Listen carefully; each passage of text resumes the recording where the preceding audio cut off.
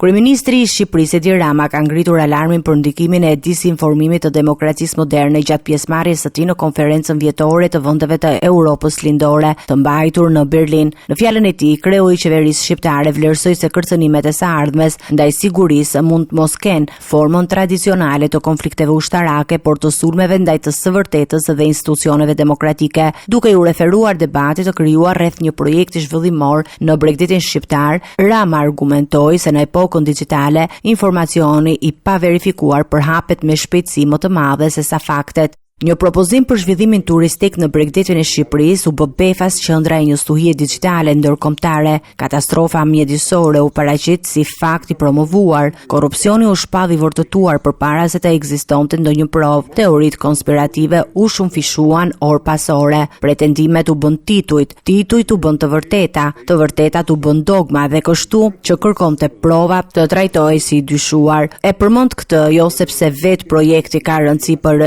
Europën. Indinjata prodhoi miliona shikime përpara se faktet të kishin mundësi të flisnin. Narrativat bën xhiron e botës përpara se procedurat e dokumentuara të mund të qarkullonin në një kanal të vetëm. Ky nuk është më një fenomen shqiptar, është fenomen europian, fenomen amerikan. Kryeministri paralajmëroi se demokracitë do psohen kur qytetarët humbasin besimin tek ekzistenca e një të vërtetë të përbashkët, të bazuar mbi prova dhe fakte. Demokracia bie kur qytetarët nuk besojnë më se e vërteta ekziston në mënyrë të pavarur përtej përkatësive të tyre klanore. Kështu zbrazen nga brenda sisteme demokratike, jo përmes tangeve, jo përmes të grushtave të shtetit, por përmes zëvendësimit gradual të realitetit me klane alternative, realitetesh që konkurrojnë me njëri tjetrin. Në këtë kontekst, Rama theksoi se ardhmja e Europës nuk varet vetëm nga kapaciteti ushtarak, nga konkurrueshmëria ekonomike, por edhe nga mbrojtja e fakteve dhe arsyes. Prandaj e ardhmja e Europës nuk varet vetëm nga fuqia ushtarake, konkurrueshmëria ekonomike apo inovacioni teknologjik, varet edhe nga aftësia jon për të mbrojtur vetë realitetin, për të mbrojtur provat, për të mbrojtur arsyen, për të mbrojtur disiplinën e vështirë, për të